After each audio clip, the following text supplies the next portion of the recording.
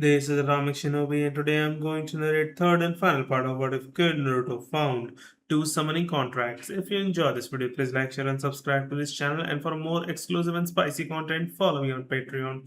Link is in the description below. And now, wasting no more time, let's start the story. Then, in a military style, Zabuza yelled, "All right. Listen up, behind me is the training ground 44, also known as the Forest of Death, and in the next part of the Chunin exams, you will also call it home, cause you pussies will have to go inside there, even if you don't come out again. Actually, we are already expecting you not come out, so I have already taken the liberty to send notifications of your demise." Before he unleashed killer intent, everyone began shouting at him. "You have a problem with that, prove me wrong. Who knows, your return from the dead might get you laid, so you should be thanking me. If anybody has any questions, do it now." Naruto yelled, "I have one. Why didn't you came for breakfast this morning?" The majority of people perspired. Zabuza cleared his throat. I was preparing the second part of the Chunin exams." "Yeah, that's right." With fresh drops of sweat, Sai questioned, "You were tied to bed and they left you there, right?" For that one, Zabuza received a tick mark. "Damn it, Gakis. You are ruining the atmosphere. Let me do my job." Awasan, one of the Iwa Genins, snorted. He spat on the ground after saying, "Hey, you are not as scary as people think. I bet you are just an overconfident asshole just like the rest of this tree." Hugging leaf scum. As soon as he did, he felt 3 different parts of his neck being touched by blades. He was surrounded by 3 Zabuzas, each of whose blade touched a different area of his neck just enough to leave thin bloodstains. Zabuza laughed. "Really now? For someone who say I'm an overconfident asshole, you could have died in 3 ways already. Hell, I could have killed you in so many bloody ways, it is not even funny. If you are the pride of Iwa, Iwa must be a rock. Humping minor village by now." Awasan snarled, but before he could react, the 3 water clones vanished, soaking him in water. Zabuza returned to his game and began, "Understand this. You guys may have gotten here, but you ain't Chunin yet. In fact, by the end of this test, it will be a miracle if a quarter of you are still standing. From those quarter, 1 or 2 of you will reach Chunin, the rest will go empty-ended for their trouble. This is how it works, so get ready, cause shit just got real." Everyone swallowed nervously. This made Naruto and his companions sneer. Zabuza, good old. He showed the heaven and earth scrolls and said, "Okay, the test is simple, but I will try to explain it so you dumbasses can understand it. Every team gets one of these pretty little scrolls. You have to get the other scroll and get to the tower in 5 days. I don't care if you steal it, if you stun, kill or rape the owner of the other scroll, just get it." 5 days. Exclaimed Shoji. "What will we do about food?" Zabuza hurled a kunai at his accomplishment. "Here, use it to cut a beef out of your fat ass and eat it, there's your fucking food. You think I am here to cuddle you and make it easy? I don't care about any single one of you. Survive on your environment, like a true ninja, and suck it up." Naruto remarked, "Man, he is pissed." Sayuri said sarcastically, "You think? Being left tied to a bed has that effect," Sai said. Naruto questioned, "Is that experience I sense in your tone, Sai? Don't tell me that Haku." Sai flushed profusely. He whispered, "Don't be ridiculous, we haven't done that far," before adding, "And she prefers to play with ice than with ropes." When the other members of the team heard him, they all started laughing. "You know it is kind of dangerous to talk about a girl's fetishes when her father is nearby, right?" said a menacing voice. The group turned to find themselves encircled by Zabuzas, all of whom had red eyes, ki, a menacing aura, and a malevolent presence that combined to give the impression that they were actually surrounded by demons in hell. "Now, unless you want me to disqualify you just because you were having a not.needed.to.be public conversation, cut your heads because said conversation was about my daughter and stick your heads in sticks here at the gates as example. Go get your fucking scrolls, you stupid assholes." The group fled to the booth where each team was receiving a scroll. Zabuza forced them to give their consent, which made them perspire. They said, in exact words, "If you die, we don't give a fuck, but your village can't fucking sue us, either sign or die." Naruto signed them and then returned them to the Chunin who was in charge of the scrolls. A happy Naruto said, "Here you go." After examining the papers, the Chunin suppressed a chuckle. "Okay, I know that your name is not the Noodle Cage, the girl ain't called Future Cage's wife either, and for the love of God, where did the property of Haku come from?" The much needed stress relief made the 3 of them laugh aloud. All the Chunin could do was shake his head. He handed them a scroll of heaven and said, "Oh well, getting fired next week anyway, so who cares, here is your scroll." Naruto questioned, "Wait, what? Why are you getting fired?" Because I have two jobs. I am a ninja and a bar, strip joint, brothel manager. Now the council, knowing that I was a shinobi, started imposing more and more decrees, rules and other bull crap for the brothel, all because I am a ninja and so they have some control over me. At one point they made me an ultimatum. Give my business to one of the council members, or quit being a shinobi. Last week here, then I am back at the brothel. Sayuri said, okay, seems reasonable.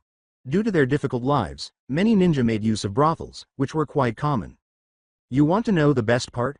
My main star, my greatest girl in the brothel, is the daughter of one of the council men. I showed him that when I basically made her walk, stark naked, with a leash into the council room. Priceless. The story made the other three laugh. Zabuza, irritated that they were holding up everyone else, said, if you guys are done horsing around. Hey, you are that guy with the gorgeous blonde woman I saw at the council the other day. Nice girl. Thanks, grinned the Chunin. She is more of my personal girl than working for the brothel, though, but they don't need to know that. Damn straight. Now get your asses back to the gates before I throw you there, said Zabuza. As the group walked into the gate, Sayuri turned to the others. So what do we do first? How about we let them come to us? Asked Naruto. That Iwasan and his team have a beef with me because I killed Daddy Dearest, so they will be coming after us. Which gives us the opportunity for a trap, finished Sayuri, unless they are a trap or capture team. They are not, said Sai. As we came here, I tried to get some info on him, especially after what Kabuto revealed about him. His team is a first assault team with the glasses Nin being a strategist of sort. The girl is a taijutsu, ninjutsu user not really great at either, and Iwasan is a pure earth-style ninjutsu user. Wow, where did you get that info? Asked Naruto. I still communicate with some of Root's operatives. If there is one person that knows, it is Danzo. Okay. Earth element, Naruto started thinking. Strong element for defense which relies mostly on gathering earth from the ground. Then he nodded to himself. We should prepare the traps away from the river. While Viper has a water element, most of us have fire. Also we should avoid dense forest for that same reason. We would burn the forest if the match came to that. How about a clearing near the tower? It is open, water-free, and we are close to the tower in case we need to make a run for it, asked Sai. Sounds good, said Sayuri.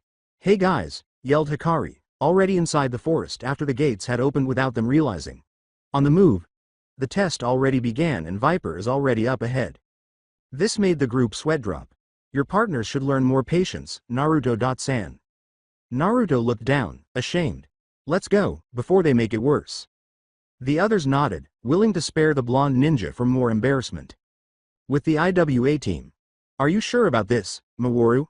Asked the glasses kid of the group. If this guy killed your father, he might be too strong for us. Spare me your bullshit, growled Maworu. He killed my father, I don't care if he is God that came to Earth to get laid, he dies.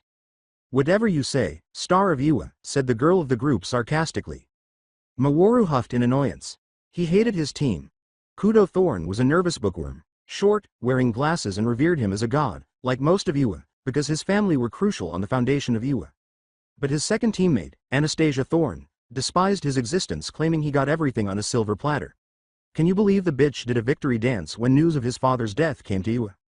His father had deflected with the promise of getting enough money to create a full army that could take on the Tsukikage, and by defeating him he would claim Iwa back to their true owners. Maworu waited patiently, thinking of the first people that would be punished when his father controlled Iwa, especially Anastasia, who would have a very special place as his personal cum bucket, he was sure of it. But this Naruto, he destroyed that dream. He killed his father, destroying the idea and denying him his rightful future. But he would pay. He would pay. That was the only reason he had entered on the Chunin exams. To kill the bastard. He was so focused on his thoughts that he never saw the serpents coming until Kudo pushed him out of the way and got bitten by them in the process. He fell on the ground, without moving a single inch. Kudo! Yelled Anastasia in fright. Though she didn't see eye to eye with her brother, he was still his brother. It's him, said Maworu as he threw a couple of explosive notes at the now retreating snakes. It's him. Where are you, you prick? I know you are there, yelled Maworu. The place was filled with mist, too thick for people to see through. Then the laughter of 3 different people were heard, the noise mixing together making it impossible to pinpoint their location. Then they spoke as one. Why should I? I can just kill you and be done with it. What would I win by facing someone as weak as you? Maworu gritted his teeth. Face me, you coward. Do you hide behind mist and just use scare tactics? No, I do this. Suddenly, ink dogs appeared out of everywhere, rushing towards the genin. Anastasia and Maworu jumped, but they shouldn't have done that, as they felt someone, from above, kicking their heads down, making them fall in the middle of the ink creatures, who proceeded to pounce on them. Anastasia's screams were heard throughout the forest as the ink creatures clawed at her and made deep gashes on her chest and face. Maworu had disappeared into the earth before the ink creatures could hit him. Once he was at a sufficient range, he started doing some hand signs. Earth style, rock throw jutsu. He stomped the ground and some rocks flew up. They then proceeded to fly towards the ink monsters, barely avoiding Anastasia. Once the creatures were down, he yelled, "Is that all, you fucking piece of shit? This is most disturbing." Into the three voices. "You would allow your own ally to be in the line of fire just to get the creatures we sent? The sooner I dealt with those monsters, the better. Besides, who cares about her? I am here for your head, Naruto."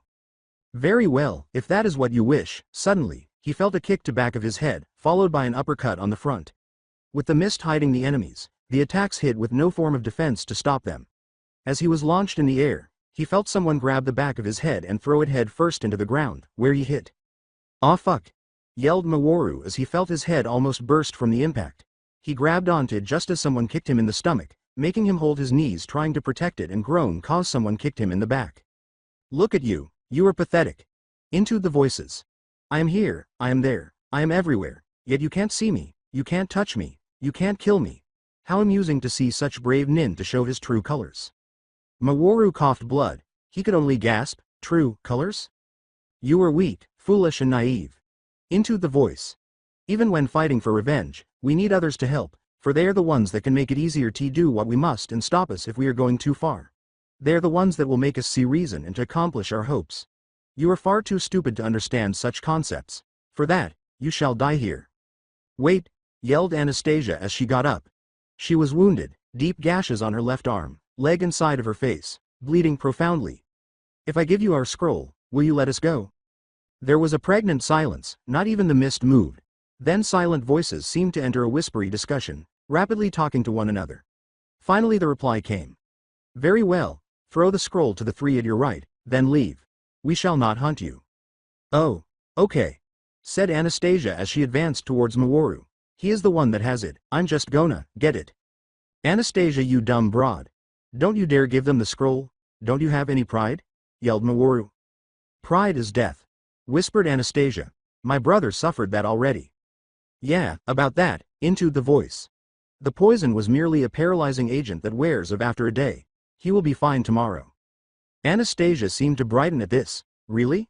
"Yes, well, killing right of the bat seemed a bit excessive."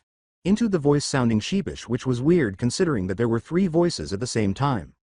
Anastasia wasted no time limping towards Maworu. As she was about to get the scroll, however, Maworu turned and punched her away, before standing up and taking a food pill and a soldier pill. "Stupid broad. I ain't gonna give my scroll to the likes of you."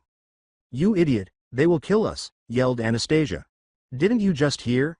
They are not gonna kill us, they're too soft. I will kill them, and after this is done, I will fuck the shit out of you just for that comment," yelled Maworu. Anastasia was wide-eyed.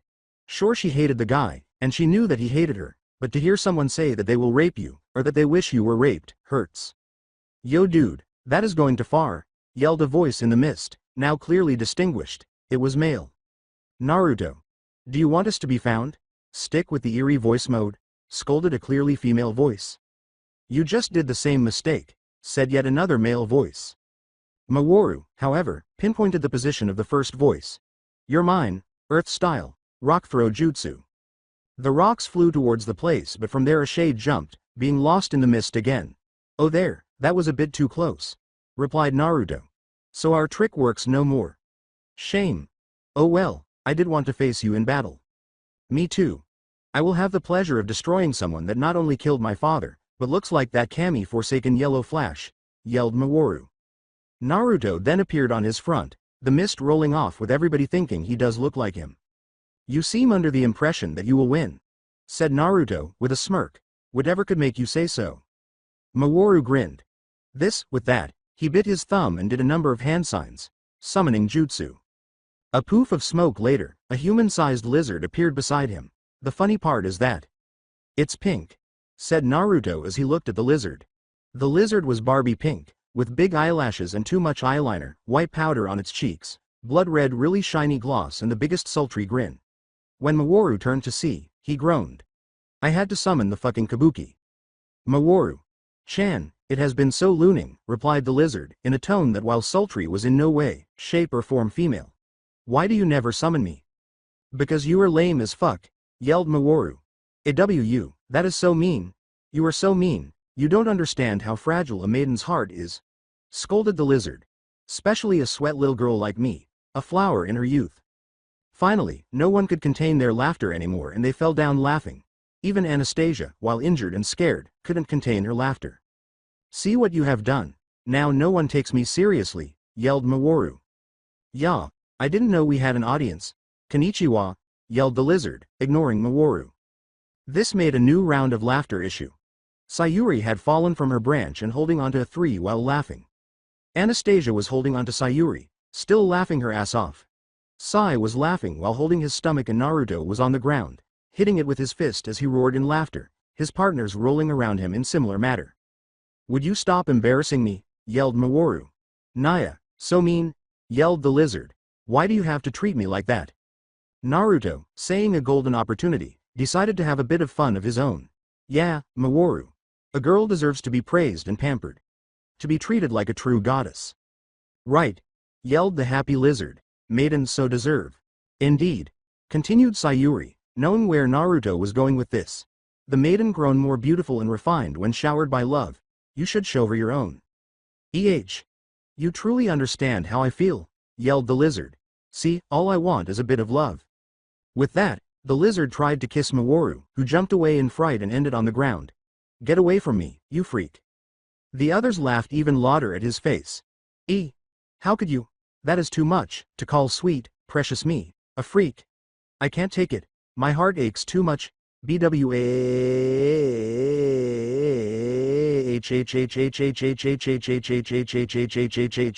Wailed the lizard in despair as it ran away, leaving the others to continue laughing. Knock it off, would you? Asked a very pissed off Maworu.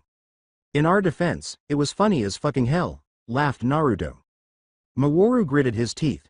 How about this? Summoning jutsu. Another. What next? Asked Naruto. He didn't have to wait long as a blue lizard 2 times larger than a human stood in front of them, looking menacingly. He had an eye patch over his right eye, scars all over his body and one of his claws, the left one, lacked a finger. Finally, someone I can work with. Go Hazaru, yelled Maworu. Hazaru looked at his enemies and faster than anybody was prepared launched himself towards them, headbutting Naruto into a 3 before turning and whipping him with his tail across the floor. Naruto! Yelled the viper as she rushed and ensnared the battle lizard's legs. Only the lizard revealed stronger and she had to release him or she would have been split apart. Foxtail fireball! Yelled Hikari as she threw fireballs at the lizard, who seemed to shrug them off. What? He is not even hurt. Fire does nothing on this guy. Did I forgot to mention that this guy is half salamander? Asked Maworu with a smirk. Must have slipped my mind. Naruto got up, and already Hazaru was ready to attack. Daddy! Yelled the distressed kabuki lizard as it once again reappeared. Marilyn? Asked the lizard in a French-like accent. What are you doing here? You are supposed to be at home, taking care of Jonathan. You were the one that decided that since you can't have a child of your own, that you would adopt. But Daddy, I was summoned here, yelled Marilyn. And you abandon your summoner? How dare you? Because he called me a freak, Papa, wailed Marilyn. BWAHHHHHHHHHHHHH. While Marilyn kept weeping, Hazaru turned to Maworu, who was now sweating.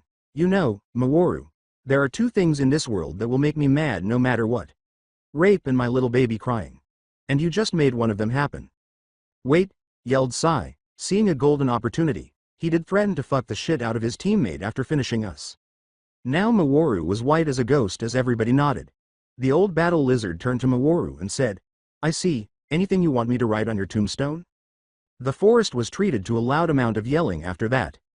Maworu was left in a limp, his legs bended in ways that shouldn't be possible, his arms nearly clawed off. He was out cold with blood coming out of his ears and mouth. Hazaru turned to the others and said, So, are we supposed to fight or what? Well, if you guys give us your scroll, we will be on our way, said Naruto. Anastasia gave them the scroll, which was an earth scroll to their relief. If you want we can help you out of this woods, offered Naruto. No thanks, I think Hazaru and Marilyn are help enough, said Anastasia, and no offense, but you guys scare the shit out of me. Fair enough, with all the stuff you have been through, said Naruto. Sorry about your brother and those wounds. Nah, I will manage, and if my brother is alive, then everything is okay, said Anastasia with a smile. Okay, just don't forget that when he wakes up, he will be twice as hungry because of his time paralyzed. Make sure he eats. Okay, nodded the girl. Come on, Marilyn, let's carry the dead weights, said Hazaru. Can you carry Maworu, Papa? I want to carry Kudo-kun, said the lizard. Any particular reason? Asked Hazaru. He is cute, admitted Marilyn as he went to grab the paralyzed kid. Naruto and company just laughed. Boy, you don't see that every day, said Naruto between laughs. Then an ear-splitting scream filled the forest. That was Sasuke, said Sayuri. Then we should leave. I don't want to hear him demanding that we save him, or using us as substitution objects, said Sai as he shuddered, remembering the last time that happened. Naruto was quiet for a while, thinking what he should do before he turned to where the screams were coming from. Guys, we don't like him, but it could be another team attacking him. It is an opportunity to check out the competition. So let's take a look. Both Sai and Sayuri looked at each other before sighing. Fine, Naruto, but just one look. Guys, said Viper, who until then was really quiet, I smell snake coming from there. Naruto nodded. Orochimaru. He is here. Before the others could ask, Naruto and Viper ran. Hikari right behind them. They had to sprint to catch the running trio, but when they did, they saw them up in a tree looking down at a fighting scene. In it, Sasuke was passed out, his teammates were near it and Orochimaru stood there, smirking. Sayuri, whispered Naruto. Grab Sasuke and his team and leave, go get help. Wait, what about you? Asked Sayuri. I will stay here, and keep him busy. I can buy you some minutes, said Naruto. Are you insane? Whispered Sayuri angrily. You can't face him, not alone, said Sai. Listen, I am the one with the best chances here. I have Hikari and Viper to help and Kyuubi. Sensei's chakra. I can hold him off the longest out of all of us. Besides, you guys aren't yet ready for a guy of this level, said Naruto in an even tone. But Sayuri couldn't finish as Naruto planted a soft but passionate kiss on her lips. She was wide-eyed but soon gave in to the kiss. When they parted, Naruto grinned. This is a sealed promise, that I will survive so you can berate me and punish me for my reckless behavior. He then turned to Sai and grinned. Do you want me to seal a promise with you too? Sai smiled. No, I can manage, he said in a nervous tone that betrayed his unwillingness to be kissed. Naruto laughed before Viper and Hikari jumped down to face Orochimaru. Hey Snake. Fag. Do you think I could make a new pair of boots out of you? He asked with a smirk. Orochimaru turned, surprised, only to smirk when he saw who it was. The Kyuubi brat? I have been waiting to meet you. Let's test your strength. Naruto shuddered at his tone. I will take that as an excited, yes please skin the fuck out of me. Well allow me. And with that, Naruto created 10 shadow clones and rushed to battle, each clone having their fist in flames. As the battle started, Sayuri and Sai approached the team and after a few whispers, Sai was carrying Sasuke while Sayuri was helping one of the teammates who was too injured to walk alone. The 5 of them disappeared without the others noticing. The fight was frantic. The clones were surrounding Orochimaru and trying to hit him while Hikari would either rush from under the clones and attack with ninjutsu, or somersault over and hit with her tails. Viper was moving from clone to clone, trying to bite, whip or grab Orochimaru with her tail. However, this is Orochimaru we are talking about. He twisted and turned, bending over and under the attacks as if mocking Naruto and his partners while smirking. While he was acting in the defensive, he was studying his opponent, trying to see openings. Suddenly, he grabbed Hikari and threw her hard against a couple of clones, dispersing them. Then he grabbed Viper by the throat and tail before using her as a whip of sorts and bursting another 5. Finally, he threw the fire style Phoenix Flower Jutsu. The 2 remaining Narutos seethed as one did a wind style Great Breakthrough as a counter. He knew fighting a Sannin would be tough, but he didn't really thought we would be so outclassed. They couldn't land a hit on him.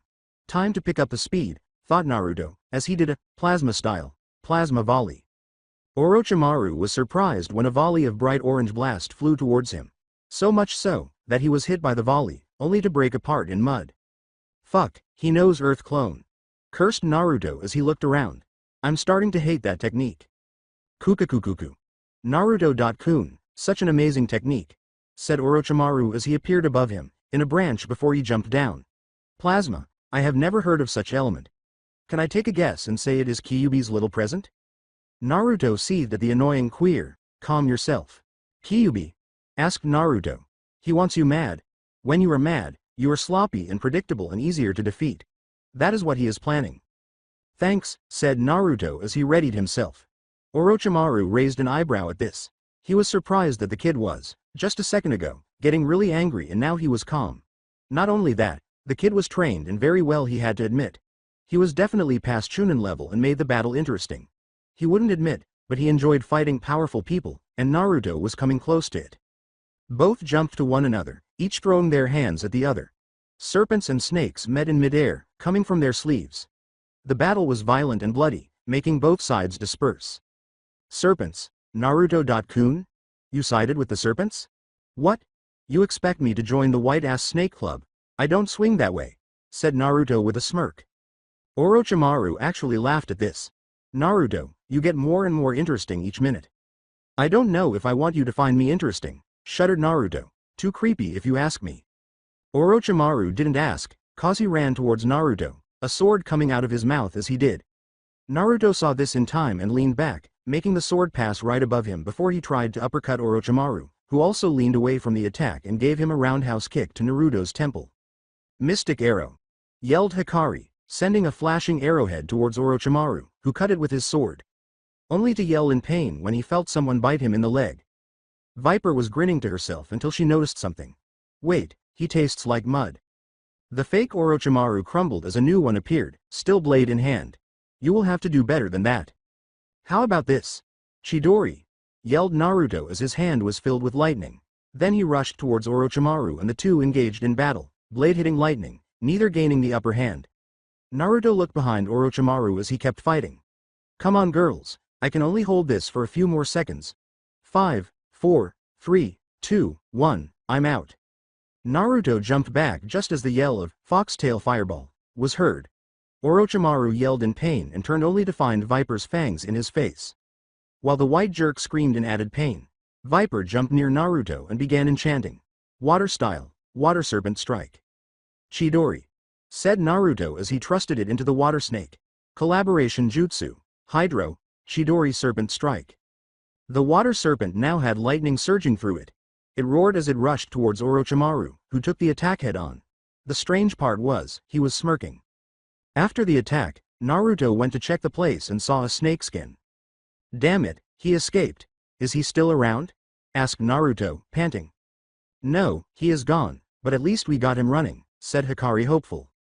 Perhaps, but it feels like Itachi's night all over again, confessed Naruto. How so? Asked Viper. He was toying with us, said Naruto.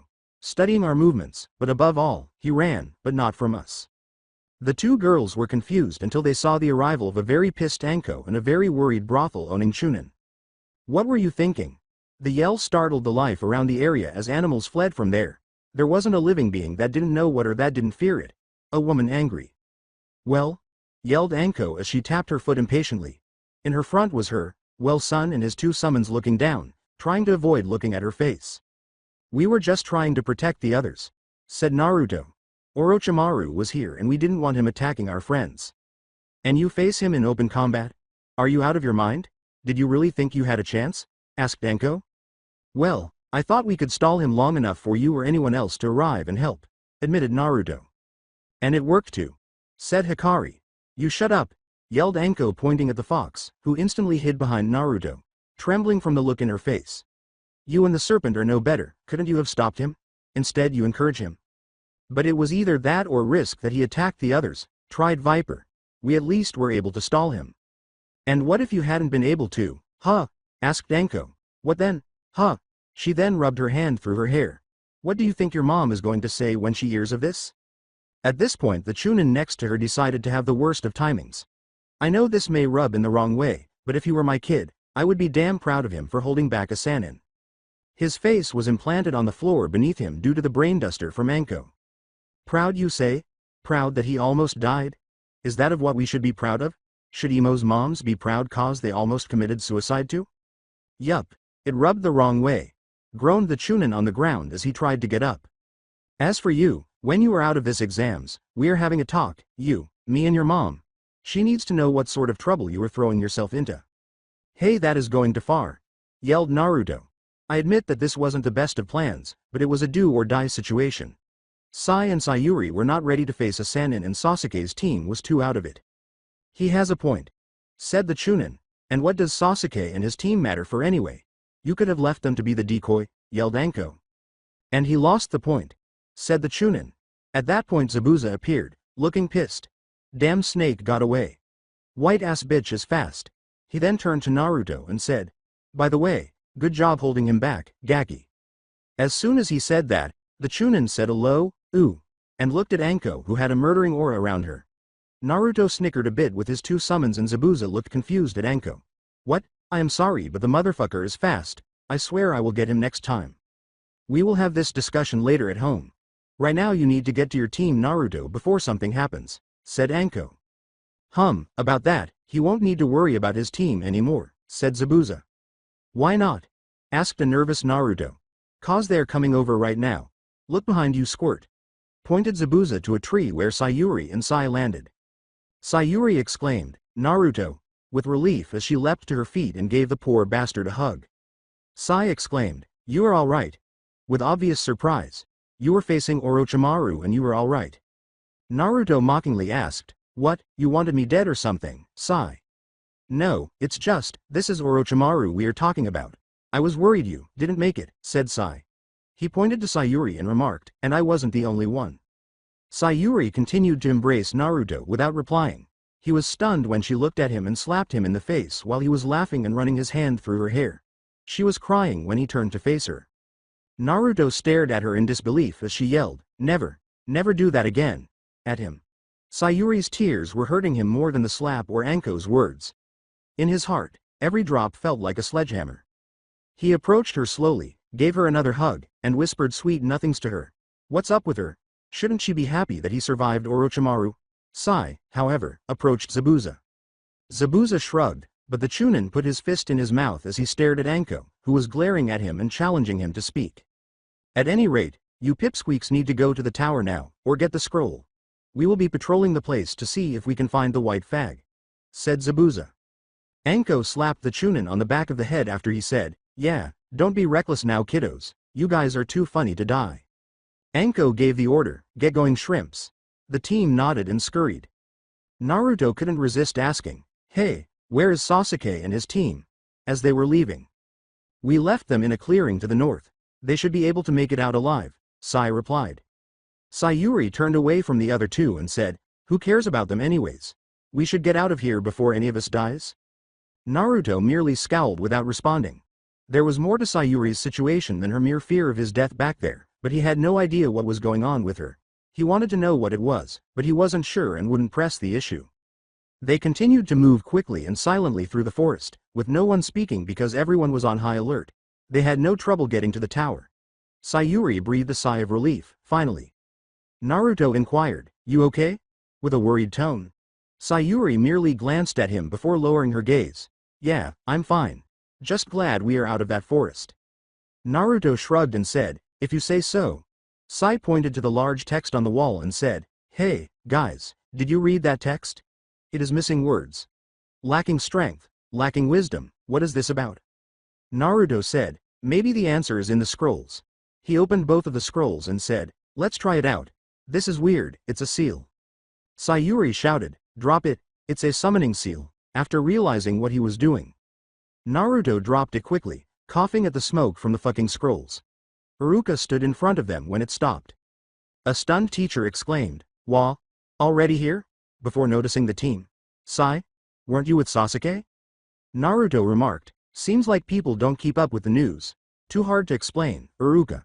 Just expect Sakura next year. Iruka paled and his eyes grew wide. Sakura, another year, the screeches, no. What the fuck did you do, Naruto? Me? Why the fuck are you asking me? Because you always find a way to fuck me up, that's why. Now what did you do? Iruka screamed. Sayuri asked Sai, what the fuck is going on here? Sai just gave her a strange look. Why is everyone saying fuck all of the sudden? Sai responded. As Iruka and Naruto continued to yell back and forth, Sayuri said, I don't fucking know. Viper said, it's the ambient. Too many fuck vibes around here. With a drop of sweat, Hikari said, fuck vibes? That's just dumb, Viper. Then, in an attempt to regain control, Iruka coughed. Anyway, did you figure out the meaning of the text? Sayuri began, if you lack strength, train the earth, body. If you lack wisdom, train the heaven, mind. But a Chunin must have both. After blinking, Iruka turned to face Sayuri, and his eyes brightened with recognition. You're that girl from the Suna event. Sayuri's eyes threatened to well up with tears as she looked down. At that moment, Iruka covered his mouth in shock after deciding he had said too much. I am sorry, I didn't know, According to Sayuri, it's okay. It has been a year, so I am alright. And, I finally have a good team too. Iruka appeared to want to say something but was at a loss for words. Rather, he simply asked, are you sure? After she nodded. Well, what she said was right. Now I would normally go on a tirade about what it means more extensively, but you guys seem like you could use a break. So I will take you to your rooms. You can rest there until the other teams arrive. Though he did give Sayuri a worried look, Naruto said, thanks Iruka. So what was he talking about? Your last Chunin exam? Naruto asked her after the three had their room. Sayuri said, no, it was the one before that. It's complicated. Sai questioned, but it's bringing you pain, right? I learned enough about emotions to tell that only in specific moments does tears represent anything other than a dark emotion. Tears? Sayuri asked, stroking her face. I am not crying. Naruto said, but you had to check first. That means you were feeling like crying. Viper said, don't hold it in. It does you no good. Yeah, tell us. The Hikari exclaimed. Or you will end like a certain other Uchiha we know, brooding away in emo glory. Sayuri snorted at that, then joined the others in laughing. Is there anything like emo glory? Naruto said, I don't know, you tell me, in between chuckles. Sayuri went on after everyone had calmed down. I once belonged to a team that was nice. We were just like we are now, equals and ready to prove our might. We all depended on one another and were one of the top teams of Konoha. What happened? Sai inquired. Sayuri said, the Chunin exams happened. We were sent to Hidden Sand at the time, and everything went alright, until the second part. Viper questioned, the second part? Yes. In Suna, the second part is to find an oasis, fill a canteen of water, and bring the water back. Since most oases are kilometers and kilometers away, the heat is unbearable and most ninjas aren't used to moving in the sand. Many teams don't return home. Ours faced another problem, we were hunted. By who? Inquired a story. Hungry Hikari.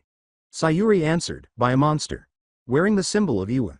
This wasn't a ninja, but a true animal. He told us that his master sent him to eliminate the Konoha teams, and then used it. It what? Naruto inquired. With tears in her eyes, Sayuri whispered to him. The Four Tails chakra. Everyone appeared stunned, and there was a noticeable hush. Yes, he was a Jinchuriki, and a damn good one at that. He turned into the gigantic form of his Biju and decimated us.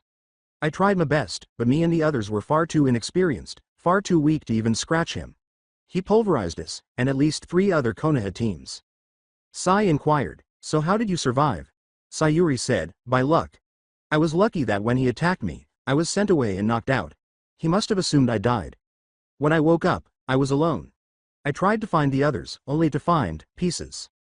Then she lost it. Naruto went to give her another hug. Everything made sense now. Given that he was up against a Sannin, she was afraid he would have met the same end as her former squad. Viper said, but wait a minute. Sarutobi told us that you had reached the final part of the exams and failed there. Sayuri paused to stop crying for a moment before responding. She gulped a few tears and said, that was my last attempt a few months ago. Before this team. I was put in a different team because they too needed a new teammate. But, it was awful. The sensei was a sexist pig who didn't care about what I thought, and my teammates weren't much better. They kept saying that someone like me, who had failed already before, had no say in the decisions of the team. Naruto questioned, damn it, is the leaf full of jerks or what? Sayuri chose to disregard the outburst and carry on with her story. I didn't want to participate, not so soon. I wanted to train more before going, and gain courage to actually try again without the fear of losing teammates again. But they refused to listen and entered us anyway. We were lucky we got to the final part. I won one match, Then lost to someone from Kumo cause I had no chakra left while those two actually got themselves killed. One by another ninja of Iwa. After bragging to the seven heavens about the superiority of Leaf. Another tried to flirt with someone from Mizu and got his balls chopped off. He died from the bleeding. All Hikari could say was, wow. Sayuri remarked, not the best choice of teammates, huh? Naruto questioned, so why did you decide to enter now? And with us? At first, I was going to see if the team was worth working with, and if no, I would have quit before the Chunin exams. But we trained so much and, you guys were so awesome with me. I actually wanted to try. To believe I could do this. Naruto said, you can. We reached this far, and there is no turning back. We ain't going to be satisfied until we get our own damn Chunin jackets, that is for sure. Sai said, agreed. All right, let's do this, exclaimed Hikari. Viper said, I agree. Sayuri, who was a little better now, said, thanks guys. You really are, the best team I could hope for. Oh, now you are making me blush. What do you care anyway? You have fur to cover your body. So, that made everyone laugh, and they all settled down to enjoy each other's company? After a few days, the teams were now assembled in the tower's arena. Naruto whistled while surveying his surroundings. So many teams. Indeed. Sayuri said. Too many for a show like they usually do for the third part. So what, they will do preliminaries here or something, replied Sai. Possibly. Stay focused. Then Naruto gasped and looked up. What are they doing here? They pivoted to observe the object of Naruto's obsession. In addition to the Hokage, Naruto was not reassured by the presence of the clan heads, elders, or the civilian council. Sayuri remarked, perhaps they are here to see the matches, but it's weird, if they are going to do the prelims then there shouldn't be any of them here. Naruto, not at all pleased with this, remarked, I wonder what they are doing here. Alongside the Hokage. The Hokage's eyebrows quirked at the sight behind him as he ignored the genins. The clan heads doing a few favors to see their heirs here made sense to him, but the elders? He detested this, fuck. Anko approached, and he sighed. Hokage. Sama.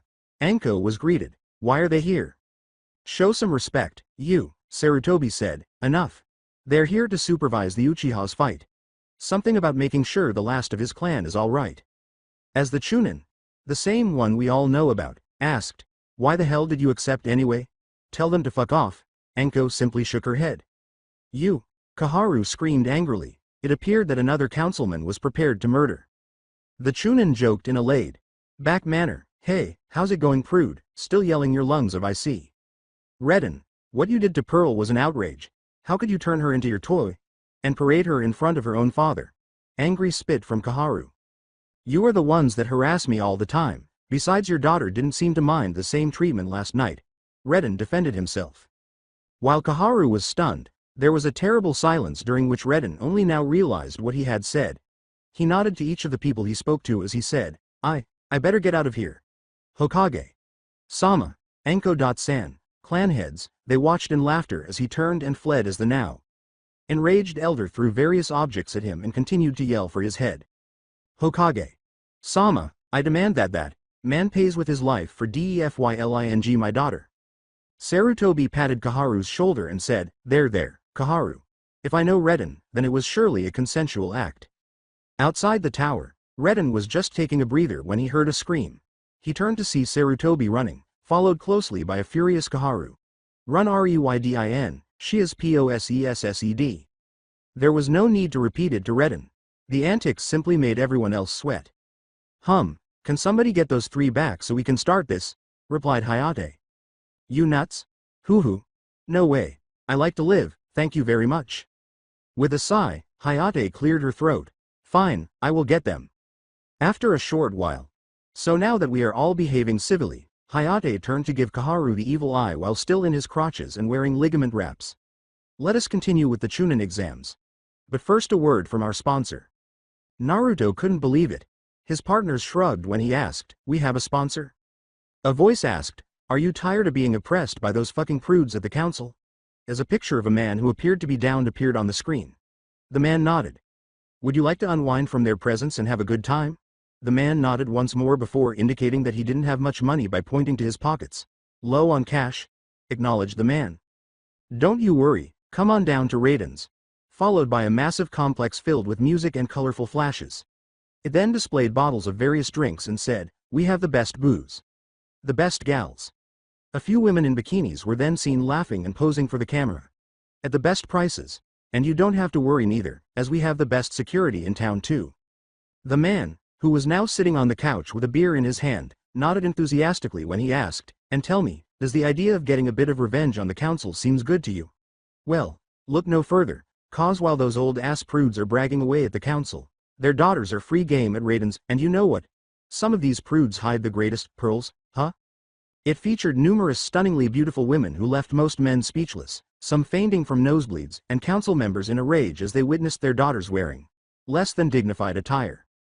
So come on down to Raiden's. Warning, as of this moment, we only offer homosexual entertainment to women as we still don't have any entertainment for homosexual males. We hope this does not inconvenience you. And with that, Hokage Sama, I quit being a ninja of the hidden leaf. I hope to continue to serve this fine village by pimping away from now on. Raiden said with a broad smile as the film paused, seemingly preventing Kaharu from going on another rampage. Kaharu exclaimed, "You think this is funny? You should be in jail after this stunt you." "Hey, what do you know?" She lightened up. "I could swear she was out for my blood just a second ago," replied Raiden. "You son of a, enough!" exclaimed the Hokage. "Now Raiden, your request is granted. What? And thank you for sponsoring this event." Raiden said, "Oh well, it was fun. Plus I might get new costumers out of this." "You are gonna close that." Sarutobi reprimanded Kaharu, receiving a glare in return. "Kaharu, please, we must focus on the Chunin exams. Anyway, to all of you, congratulations on completing the second part of the Chunin exams. You have earned the right to know about the original meaning behind this exam." Sai whispered, "Hey, Naruto. Sasuke looks weird, as if he is in pain." "Most likely Orochimaru gave him one of his seals. Damn cursed hikis," grumbled Naruto. Sayuri questioned, "Should we warn Anko, sensei?" As the Hokage continued to explain the Chunin exam, Naruto nodded to the Viper, who slithered silently in Anko's direction. "Way ahead of you. Anko, Sasuke, cursed seal." After giving this a nod, Anko turned to face Sarutobi as he concluded his remarks. At this point, Kabuto and one of Sasuke's teammates both made the decision to leave, the latter only after Danzo gave him a serious look. "Hokage Sama, Sasuke must be eliminated from this exams and receive medical attention as quick as possible." "Are you nuts?" Homura inquired. Sarutobi questioned, "Why do you say so, Anko?" "Because he has the cursed seal. Look, he is gripping it right now," said Anko. "This is rich, coming from the same woman who has such a cursed seal too," Homura chuckled. As he did, Sarutobi nodded after giving Sasuke a quick glance. "She is right, he needs attention." Danzo said, "Surely this can wait, Hokage Sama. One match cannot do any harm." "Are you insane? If he activates that shit, he will slowly lose control. It needs to be sealed or we will lose the kid," replied Anko. Sarutobi, "You can't pull the Uchiha just because of a seal. As Hokage, you must show impartiality, and pulling one of our own, for whatever reason, is not showing impartiality," Danzo replied. "I would love to see how impartial you would be if I shoved my foot up your ass." "Enough. He is right, Anko. We have too many dignitaries coming for me to act any other way but as a Hokage. We will allow Sasuke to enter in his match, but afterwards he will receive full examination and his seal will be dealt with," replied the stern elderly man. Despite their complaints, the elders permitted it. The matches then began. Yoroi vs Sasuke. For everyone who held the last Uchiha in high regard, Sasuke's match was a little disappointing. He was fortunate to employ a partially stolen move from Rock Lee, but he was hardly able to fight. Overall, a lot of people were quite dissatisfied with the previous Uchiha. "Hate to say this, Sayuri, but so far male Uchihas are assholes," Naruto replied. "It was dirty of him trying to look cool by giving it a new name, making it look like it is his technique. Now if Lee performs it, he will be the one that looks bad," Sai replied. With Hikari gently patting her shoulder with her tails, Sayuri was hiding her face and attempting to pass as unrelated to the male Uchiha. Viper ignored the show and stretched. Hiyashi grinned superiorly and said, "Some prodigy. You keep telling us of the greatness of the Gaki, yet all I see is a monkey. Monkey see, monkey do." With an extremely severe tone, Sarutobi said, "Hey, don't mock the monkeys. I happen to know of a good group of very intelligent ones, thank you very much." Hiyashi suddenly recalled the types of creatures the Hokage calls forth. "I am sorry, Hokage Sama, I meant no disrespect." The elders were incensed when Sarutobi said, "Regardless, Hiyashi is right, the kid is hardly Chunin material. Unless he makes a great improvement, he won't get promoted. Shino versus Zaku. Before the game had even begun, it was over. Shino chose to employ the standard Aburame tactic, which involves using bugs to sabotage and disable your opponent, in order to conceal his other abilities for the time being. He filled Zaku's pipe arms with bugs, causing them to explode in a gory manner, which turned out to be incredibly gruesome. Nevertheless, he left a message. "Don't mess with me. Go Shino." Naruto exclaimed. That was an impressive use of strategy, truly one worthy of an Aburame, Sai said. It makes you gain a new respect for their prowess. If he could get them inside his pipes, he can easily get one under someone's clothes with poison or something close to that, Sayuri replied. A bit messy, though, but oh well, Hikari said. It couldn't be helped. It was either that or Shino would get blasted of, Viper replied. Sarutobi said, your son is impressive, Shibi.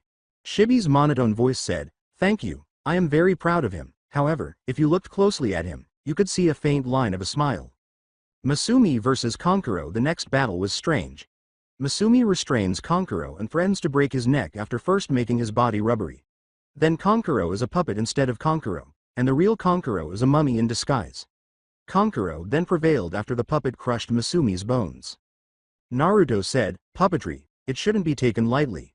The chakra control and the concentration necessary to both create and use a puppet are nothing to laugh about, Sai said. Yeah, but why wood? Couldn't they use a different base for it? Replied Sayuri. Wood can conduct chakra better and is lighter than most other bases available. Besides, with their alliance with us, they get a good amount of wood from our forests, allowing them to use it. Viper elaborated. Hikari was shocked and asked, how the hell did you know that? Viper simply shrugged. Sarutobi remarked, it has been a while since I have seen a good puppeteer. With curiosity, Shuza inquired, when was the last time? During the war, there was this one cranky woman that could give this kids nowadays a run for their money. I wonder how you are, Chio. Sayuri versus Ino. Sayuri blinked at her name before descending the stairs, but not before Naruto gave her a good luck and kissed her on the cheek. When Ino noticed this, he gave Choji a sly smile. Say, don't I get a good luck kiss, Choji-kun? Ino yelled in shock as Choji said, go get her, after grinning, kissing her, and slapping her butt. To prevent Inoichi from gutting Choji for that one, Shuha had to use her partial expansion jutsu. The biggest smile was on Ino's face. Looks like we both have our boys to impress, huh? She sighed as she arrived at the arena. Sayuri laughed. And what do you suggest we do? Catfight? At that, Ino burst out laughing. As fun as that would be, it would be an insult to all kunoichi. How about we just do our best? That way, no matter who wins, no regrets. Sayuri remarked as she prepared, yeah, I was kinda going for that anyway. Hajime! Exclaimed Hayate after glancing at both. Sayuri vanished from view in an instant, leaving Ino perplexed. What the, genjutsu? Then she was propelled forward by a blow to the back of her head. She then felt a blow to her ribs and another to the back of her legs, causing her to kneel. It's my true invisibility genjutsu. I blend in all your senses, erasing my existence from their reach. You cannot see me unless I want you to. You can't smell my presence, and as far as hearing goes, only my voice as I prepare your end. As she thought, so my senses are useless, that means I have no way to hit her with my Shinteshin no Jutsu. Ino rolled forward, determined to escape the enemy. She never did, however, mention feeling her chakra. If I can concentrate for a short while. Then, in the hopes that this would give her time, Ino made 3 clones and hurried to various corners. Nice try, but genjutsu is my specialty, your illusions don't deceive me. Ino was hit hard on the side of her face, which caused her to stumble, and then she felt an uppercut to her head, which caused her to fall to the ground. In an attempt to catch Sayuri, Ino spun her legs a little. After that didn't work, she stood up and tried to come up with another plan. Alright, so she won't give me enough time to try to concentrate my senses, and illusions don't work. The only options left to me are to attack blindly or to attack blindly with an idea. Then Ino grabbed a kunai and rushed forward, attempting to cut invisible enemies. She threw the kunai to the ground and leapt back, grabbing another one as soon as she felt a hit. After slashing once more, she was struck on the back, which knocked the kunai to the ground once more. When Shikamaru saw this, he grinned. Troublesome, Ino is going to win. Naruto questioned, why is that, Shikamaru? Because she is going to trap that girl, look. Sayuri was caught off guard by Ino's spinning kick, which sent her between the 3 kunais after the 3rd kunai struck the spot. Afterward, Ino shouted, "Ninja art, triangle formation chakra prison." The invisible girl abruptly became visible and shocked as the three kunais were suddenly lightened by chakra and each struck her with a tiny tread of chakra. How? I come from a capture and interrogation family, you didn't think I would have a few tricks? Replied Ino. Now all I have to do is enter your mind. Shikamaru declared, it's done. Shikamaru was taken aback when Naruto said, you are right, Ino is going to lose. Sayuri said, that is not gonna work. Why? Ino questioned. Because, you fell for my genjutsu yet again. Before realizing that the object being held by the threads was, in fact, a log, Ino was perplexed. Wha? Sayuri's voice, coming from behind Ino, explained, genjutsu layered substitution, D-rank level technique and one of the beginning genjutsus that a ninja learns, also one of the most useful. Ino spun around with her kick held high, but Sayuri's hand caught it. Sayuri then punched Ino in the stomach, sending Ino to the ground once more. Not bad, but you won't catch me so easily. Ino stood up and spat a little. Then she laughed. Then she stood up and said, so this is what facing a true kunoichi feels like. The desire to do better, only to be better, yet still feeling satisfaction for the battle itself. It's different. You speak as if you have never faced another kunoichi, Sayuri replied. She turned to face Hikari and said, to tell you the truth, up until fairly recent, I wasn't a true kunoichi. She then took a couple of kunais in her hand and said, then a good friend opened my eyes, showed me a new path, and now I will give it my all, to prove both her, my boyfriend, and my friends, that I am a new person, a new kunoichi. Shoji shouted, go Ino, loudly, show her what you are made of. Shikamaru said, don't give up, you troublesome blonde. Go Ino, exclaimed Hikari. Viper questioned, shouldn't we be on Sayuri's side? I'm in both sides, there ain't no enemies between these two, replied Hikari. As Shikaku and Shuha patted his shoulder, Inoichi grinned proudly at his child. Take this, shouted Ino as she began tossing kunai after kunai at Sayuri, who tried to get away by stepping left, and right and taking a few steps back. Shikamaru remarked, she is gonna fall for Ino's trap again. Ino made the hand signal and said, you are finished. They had paper bombs, as evidenced by the kunai's imprint on the wall behind Sayuri. Boom. Sayuri lost her balance and earring when the wall behind her exploded, but she was not actually hurt. Ino made a few hand gestures as she attempted to regain her balance. Shinteshin no Jutsu. When Ino discovered that, in contrast to her usual ability to see through other people's minds, she was in fact in a dark place surrounded by chains, she blinked. What? Sayuri appeared, her eyes spinning with two tomos, and Ino saw her say, when you threw the kunais, you looked into my eyes for just a split second. During such, I was able to imprison you within an illusion. Those eyes, you are, she said, an Uchiha, not anymore. Ino appeared perplexed. I applaud your tactics. If not for this eyes, you would have been victorious. But, when, how, confused, I escaped from the clan before the massacre all because they wanted me to be the bride of a fool of a ninja. Sasuke wanted me to be his slave in all, even in name. I refused and abandoned the clan, faking my death. Ino questioned, then why reveal it to me? Because, you forced me to pull the Sharingan. I normally don't use it, but it was either that or my sword.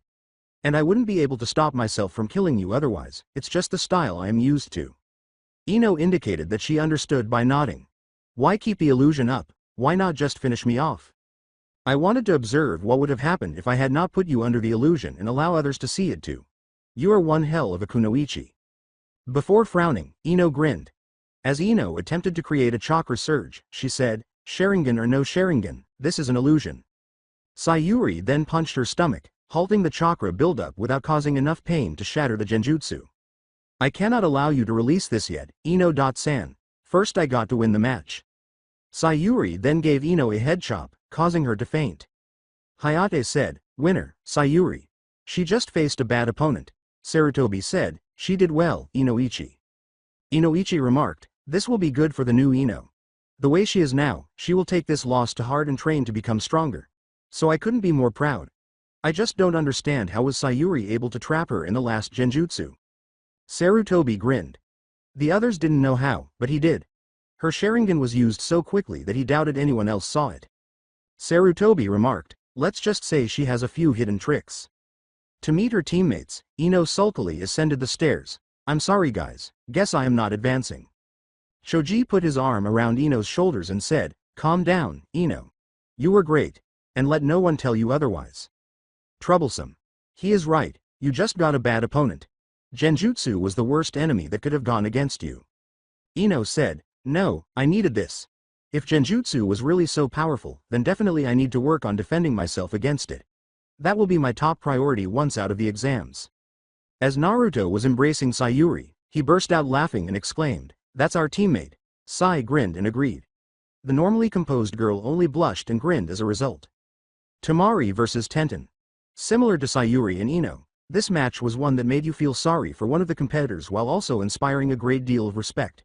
Tenten demonstrated that she too was deserving of the title of Kunoichi, but she was powerless to stop Suna's Wind Mistress from leaving the match unscathed because her weapons, tools, and scrolls were ineffective against her powerful winds. Viper muttered, "Poor girl."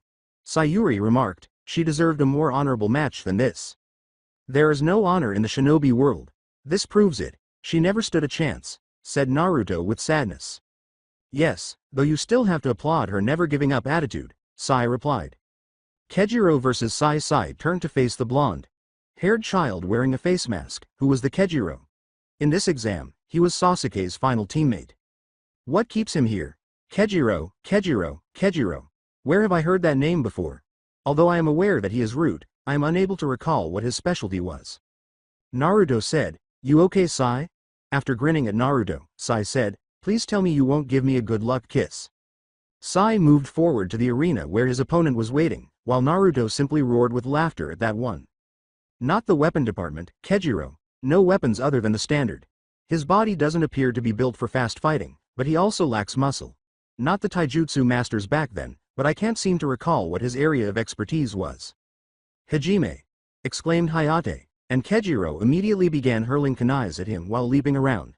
Sai analyzed his opponent and deflected the weapons with ease. What is he doing? That will wear him out more quickly. Then, as if the floor was too hot to touch, the adversary leapt to his side and hurled a Fuma shuriken, followed by a few smaller ones. Hold on, his leaps are forming a pattern. Kejiro is a member of the sealing squad, and when he lands, he releases a tiny burst of chakra. He has the advantage because he's attempting to make the seal before I notice. However, I am aware of how to counter this specific tactic. Then Sai took out his scroll and turned to a tiger that was already sketched. Ninpo, Choju Giga. The tiger came to life and charged at the boy who was jumping, while Sai hurried to where he had previously been and erased the previous chakra points by charging chakra to his foot. The other used a kunai to stab the tiger to death. "Sorry, but I can't let you capture me," Sai replied. Keihiro's monotone voice said, "Danzo. Sama requests you back." He didn't even appear irritated that Sai had erased his work. Sai then grinned broadly. "I work for the true leader of the Leaf now, and am more powerful than when I worked for Danzo. Besides, I am not empty anymore." Without responding, Kejiro hurried over to Sai, who was now concentrating on a gigantic centipede while whipping his notepad once more. "Ninpo. Choju Giga." Sai leapt on the back of the centipede that was forming, saying only, "I have to thank Shino for allowing me to study some of this creatures." The centipede then hurried to dodge the kunais and attacks that were approaching it while maintaining Sai's position. Then he pulled another where-for arrow. Like birds were, saying, "They are extremely efficient." Ninpo. Choju Giga. Kejiro had to jump to the sides to avoid the birds because they didn't have time to fly to him and attempt to stab him like an arrow would. Until he performed a hand seal akin to the stadium's, the birds continued to circle around him in an attempt to strike him. Chakra Disruption Wave. Intoed Kejiro as the constructs broke apart as a wave emanated from him. "I read the file about you, Sai. Your constructs use a combination of ink and chakra to maintain themselves. By disrupting the chakra in them, I have nullified your techniques." Sai remained apathetic while he observed this, his brain trying to figure it out. "My constructs are dispelled when a blast of his own chakra enters my beasts and interacts with my own, causing chaos. But to do that seal, he needs both hands. Haku, I owe you this victory." Then Sai hurried over to his opponent, who interpreted this as a signal to employ taijutsu. Sai was midway through a series of one-handed seals when Kejiro attempted to punch, but Sai caught his fist. "Ninpo. 1,000 needles of death." Kejiro gave a snort. That jutsu requires a water source. As the needles formed from the ink that was spread out on the ground, Sai questioned, "And what is ink made of?" "You can't destroy them, cause you need both hands to do the hand seal. So you lose." Not quite. As soon as you jump back to avoid your own needles, I can just do the hand sign and destroy them, Kejiro replied. That would be the case if I was going to let go. The needles then hurried to impale them both. While Sai dissolved into ink, Kejiro fell to the ground, almost dead. When Hayate pronounced him the winner, the real Sai landed on his feet after falling from the ceiling and said, I would like to thank Chunin Hikumamochi. Without her, I would have never learned this jutsu and would have lost. He then departed. Naruto said, Niece Sai, but what was that at the end? Well, I didn't want to look like the Uchiha by using someone's technique without giving said person the recognition she deserves. Besides, it is truth. I had nothing else that could have worked so well, explained Sai. Sayuri questioned, when did you create the clone? When I sent the birds. I released the clone and hid so I could study the opponent and come up with a strategy, explained Sai. Viper nodded as Hikari said, not bad. Danzo was furious. He only lost one of his few sealing specialists who ought to have defeated Sai. But Sai changed in a way he didn't anticipate, and he now had one fewer agent. He would have to get rid of him before he could be questioned about his remarks, so that was one less. Kin versus Shikamaru. This was depressing. When Kin used the needle with bell, needle without bell trick, everyone initially believed she was winning. When Shikamaru began to feel lightheaded from genjutsu, they believed it was over. Shikamaru, however, chose to be a jerk by throwing kunai and then leaning back to avoid his opponent's throwing after catching her with his shadow at the last second. With a wall behind her head, this wouldn't be as horrible if Kin didn't have to do the same. Naruto said, that was horrible. You have to commend him for his strategy, Sai replied. Not really, it showed that he doesn't even respect his opponent. Why take the kunai and throw them? He could just as easily make her deck her head back and show more respect, Sayuri replied. When Shikaku saw this, he sighed. Not like I was expecting anything else from him, what a drag. Kiba versus Naruto. Kiba exclaimed, what? Oh man, this sucks. Naruto laughed. What's the matter, Kiba? Don't you like your partner? Kiba smiled and replied, ah, shut up, Naruto. Hinata kissed his cheek and giggled. Good luck, Kiba.kun. Hiyoshi's eyebrows quirked as Kiba grinned broadly and descended to the arena. Sume, please tell your child to keep his paws away from my daughter. Sure, though I think it is your daughter that would need such warning, Sume replied. Naruto grinned when Sayuri kissed him. What, no good luck kiss? He said, turning to face his summons. How about good luck partners since we are going with you down there? Hikari responded. Viper smiled and reprimanded him, saying, behave you too. Kiba was stretching out in the arena, and they all reached down to it. So how do you want to do this, Kiba? First blood? Time match? Or all-out wild rumble? Replied Naruto. Please, first blood is for pussies. And time match sucks. So let's rumble, man. Besides, might as well give all this guys a show so they know not to mess with either of us, Kiba replied. Naruto merely chuckled. Hajime, exclaimed Hayate, noticing that both were prepared. Naruto and Kiba were left behind as Akamaru wasted no time in confronting Viper and Hikari. Huh? Akamaru is getting bolder. Nah, just stalling those two so they don't help you, Kiba replied. You are already tough, but you and those two together are just too much. I guess it can't be helped, Naruto said while making a few hand gestures. Fire style, fire dragon jutsu. Kiba shouted, earth style, mud wall, because he knew that method should not be near him. Kiba went over the wall and began spinning, but Naruto was blinded by the wall's resistance to the flames. It wasn't until Kiba was nearly on top of him and shouting, tunneling fang, that Naruto realized. Viper attempted to bite Akamaru with poison as Naruto spun back, but Akamaru swung over her with a somersault. However, Hikari's fox-tail fireball still struck him, sending Akamaru flying after striking him squarely in the side. Hikari grinned and said, sorry, Akamaru, but you are outmatched. Only to dodge Akamaru's unexpectedly fast approach and attempt to bite her neck by jumping to the side. When Akamaru realized that Viper was going to attack him from behind, he had the brilliant idea to execute a tunneling fang and spin himself away from the two of them. Naruto got up and ducked under Kiba's clawed hand as it approached, saying, damn Kiba, that was a mean strike. Then, shouting, hidden serpent hand, Naruto dodged the subsequent blow and struck Kiba's stomach with his right palm. The serpents tightened their grip on Kiba before Naruto spun around and tossed him aside. As he ran around the stadium while fireballs and water serpents were thrown at him, Akamaru continued to stare at the ground.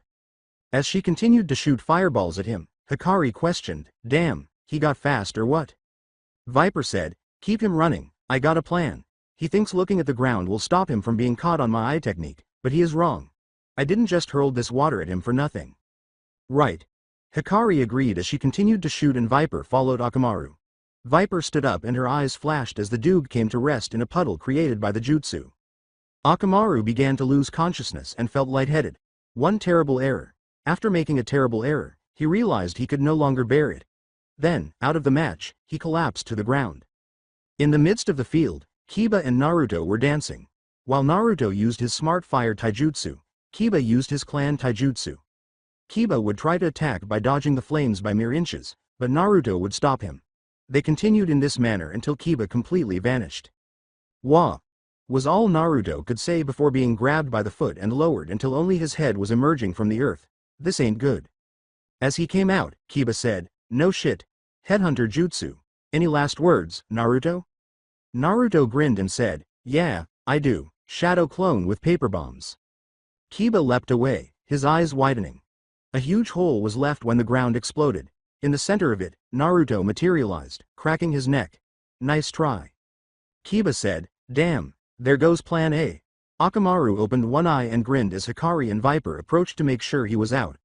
Then he leapt to his feet and performed a tunneling fang, striking Hikari first before turning and catching the startled Viper, sending them both hurtling into a spiral. As he hurried to Kiba, who began to spin, Naruto had to duck as the spiral approached his head. Tunneling fang. Naruto grinned, though, as flames of chakra flashed from his feet. Blaze kick. He yelled as he leapt and gave Kiba a spinning kick.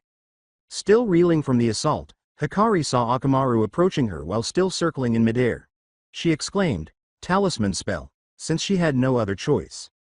Around Hikari, a yin-yang symbol materialized. When Akamaru struck it, it felt much more forceful than if he had struck a wall. Viper saw her chance and hurried to bite him as he collapsed with a headache. After releasing him, she declared, "Fang of slow weakness. It is over, Akamaru." Then Akamaru lost his strength and passed out. From where he was standing on the wall, Kiba spat some blood, and the side of his clothes burned. "Damn, that is one mean kick." Naruto asked, "You okay?" "Nothing a dog can't fix." "Well, you won, man. I forfeit. Can someone help me out of this wall though?" Sume nodded with pride as Naruto was acknowledged as the victor. Unconventional, but efficient. It's a shame he faced who he did, but we can't always pick our fights. Sarutobi grinned with pride. He was extremely proud of the young boy, and the match had been fantastic. She couldn't either, if the smirk on Anko's face was any indication. Neji versus Hinata. This was just a terrible battle. Hinata was determined to prove herself and demonstrate her abilities, but she was no match for the merciless and icy Neji. Even more so when Neji was stopped from killing Hinata. Though most could see it was for Hinata and not Neji's actions, Hiyashi only appeared to shake his head in disappointment. Gaara versus Lee. One more terrible match. Although Lee was a dedicated fighter with the ability to defeat Chunins in sparring, his opponent was simply too skilled. Lee was nearly killed by that sand because it was too much for him. The fact that Lee broke Gaara's skin shield first was the only solace. Dosu versus Choji. One would prefer to forget this match. Dosu's melody arm simply couldn't be beaten that way, even though Koji was reasonably skilled with his clan techniques. The poor Akamichi was left to be transported to the medical facility. The preliminary round came to an end with that. Naruto swallowed, and for good reason. Miko Uzumaki, one of the most irate women on the planet, was seated in front of him at the table in his home, and he wished he could dig a hole and bury himself in it. Miko asked in a tone that was too sweet to be true, "So, what is this I hear about my son facing off against a Sannin?" Naruto swallowed once more. It would be an understatement to say that Anko was unhappy after telling Miko what had happened. Her eyes showed it to him. Though it wasn't her style, she was prepared to blow on him. Miko had a tendency to keep her composure and handle situations with commanding reasoning. "I was only trying to keep others safe." In the same tone, Miko questioned, "By putting your life at risk? I didn't know that putting yourself in danger helped." "It was Orochimaru," Miko said. "Another reason to abandon the place, no? As far as I know, you could have left the place before he noticed." "But Sasuke," Miko shouted. "What about Sasuke?" Her eyes began to well up with tears, and her voice was strained. "Do you think that I want you to risk your life for him? I already lost 2 sons, I don't want to lose you." Naruto felt as though he had been struck in the stomach when she suddenly broke down. As his mother sobbed on his shoulder, he stood up and gave her a hug. Finishing, she looked up at him and said, "I'm sorry." Naruto grinned and said, I understand, I promise nothing will get me but old age, Mom. After all, I want to see my baby brothers when they are born. Miko struck him in the shoulder. Who told you I will have any children? Naruto grinned and said, with the amount of unprotected sex you guys have, sooner or later it will happen. I want a baby girl though. Miko laughed. And why is that? Because so far male Uchihas are douchebags. They both laughed as Miko struck his shoulder once more. Miko sighed when they were finished. Promise me you won't be so reckless? Naruto said honestly, I can't. Life as a ninja is tough, I never know if I will survive or not, but I already promised you, I will always return home, even if it is only for you to chew me out for being reckless. Miko grinned. That sounds just about right. Now off you go. Anko wants to meet you to schedule your new training program. Naruto said, yeah, I hear ya. See ya. Then Naruto hurried out of the house. He let out a sigh of relief when he eventually got out. He then performed the summoning hand seals, and following a puff of smoke, Viper and Hikari emerged. Both of them more difficult to wear. Dealing with an emotional mother is like sleeping in a shark tank. Only with twice the sharks. My father gave me a very detailed speech about being reckless in my duties and responsibilities. Viper replied. Very detailed should be highlighted. With a weary nod from Viper, Hikari said, You mean he tore you a new one? My mom gave me quite the chewing to. She won't be able to live with herself and other things if I pass away. Naruto said, They were concerned because we are their offspring. Come on, Anko is waiting for us, he said, and the other two nodded. Even as we present ourselves as ninjas, we are still their children. Can't. Hikari replied. I have to stay at the summoning reel, Mom's orders. I'll start the next phase of my training, which is patience. I also have to remain in my realm. My father gave me these instructions. With a sorrowful nod, Naruto said, All right. I'll see you all later. Naruto left without knowing what was going on in the village as they vanished in a puff of smoke. Alongside Sai. Currently, Sai was waiting at one of the training grounds by the river stream, where he was supposed to meet Haku and continue his exam preparation, but she was running a little late, so he was stretching and getting ready. Sai turned to see Haku, wearing her old hunter.nin outfit, smiling at him and saying, I heard what you did. Why did you say that I taught you that? I wanted to give credit where credit was due. I learned that from you, and I developed that method with your assistance. I would be doing you a Sasuke if I didn't give you credit. It's not the same. I simply demonstrated and assisted you in developing the ink version of my method. It's your method. You had enough of a hand for it not to be yours, Sai replied. No, it is ours. Furthermore, I genuinely believe it saved my life. It was just a Chunin exam match. Sai turned to face the river and said, Not with that genin. That was one of Danzo's root operators. Are you certain? Certainly. He had the ideal counter and was fully aware of my ink capabilities. His goal was to apprehend me and return so that I could be reprogrammed. Haku approached him quietly until they were standing next to each other, gazing at the water. You would go back to your former self? A phony, hollow shell of a human being? Asked Sai. Taking her silence as an affirmative, he sighed. Yes. The two stood together, gazing at the water, and Haku slowly took her hand in his. From that point on, they did not speak to each other. With Sayuri, of course. Sayuri stood silently in front of the Hokage while he completed some paperwork, ignoring her presence and humming softly. She had just arrived after being called, and she saw that he was occupied. He continued to work without even noticing her, so she chose to wait for him to find out. He saw her when he looked up, so it wasn't too late. When did you get here? Could you have told me? You were so focused on your work, I didn't want to intrude, Sayuri replied. In any case, while I waited for you, I was working on some paperwork. Sarutobi sighed and reprimanded him. What do you think of the team? It is flawless. Sayuri remarked, I believe I will eventually become Chunin. But we'll see on the exams, right? Sarutobi said. You do have the experience, however, I asked what you thought rather than whether they were useful. Sayuri gave it some thought before saying, They're nice. The greatest team I could have imagined. I believe we have the potential to become one of Konoha's top trios. Oh dear, I will have to warn the trio Ino. Shika. Show that they have competition. Sarutobi grinned. Yes, I foresee in you the ability to become legends. Similar to the Sannin. At that moment, everything fell silent. What did you say? Similar to the Sannin? Do you believe we'll ever catch up to them? With hope, Sayuri asked. Is this about facing Orochimaru? Sighed Sarutobi. I was informed of the reports. I didn't do anything. I watched as my teammate leapt in front of the beast and I did nothing, exclaimed Sayuri. her face shining with unshed tears. I wouldn't even be able to save him if that monster had killed him. Can we ever become like the Sannin, then? Observing the silent entreaty in Sayuri's eyes, Sarutobi said slowly, you have to understand, not only were they born in a different time, but they have many years of experience that do make the difference. Sayuri looked down, thinking she had no chance. However, if there was anyone with that chance, it is you three. Her eyes widened as she turned to face the Hokage, and she gave him a big smile before hurriedly leaving the room, leaving the Hokage laughing. Sarutobi turned to the picture of the fourth on the wall and said nostalgically, you were like that, and one day, not only did you kick Jiraiya's ass, but you became Hokage. Let's see what this generation can come up with. Youth, they have so many opportunities and yet they have no idea how to take advantage of that. Together with Sasuke. Oh no. Kakashi declines to instruct me because he is preoccupied with a project, and the other Jonins are also overly preoccupied. Why is no one assisting me?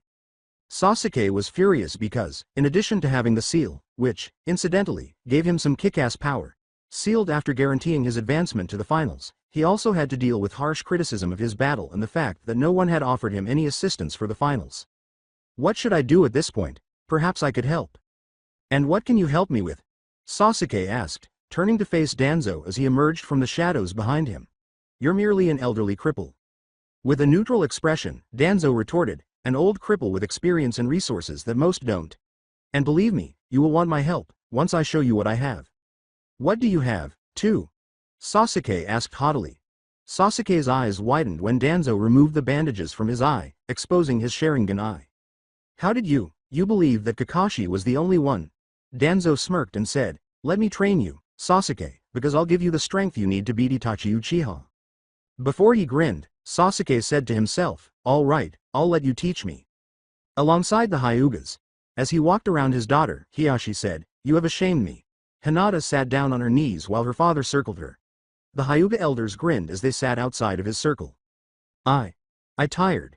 Hinata said softly, and Hiashi was not pleased because anyone could see how terrified she was. You still exhibit fear. Are you really that frail? As he kept circling his daughter, Hiashi asked. Hinata gasped and shuddered in terror as Hiashi yelled, don't answer. You are not worthy to speak. You have the gall to let a bad Inuzuka court you, in addition to having the audacity to fail against a branch house member. Kiba is, lowly genin and inferior. No daughter of mine will degrade herself so much as to date such a weakling. Hiashi yelled once more, frightening Hinata even more. We have decided that, and to save face from others, you shall be removed from the ninja program, he said, turning to the elders, one of whom nodded, much less in Inuzuka. That's when Hinata's world fell apart.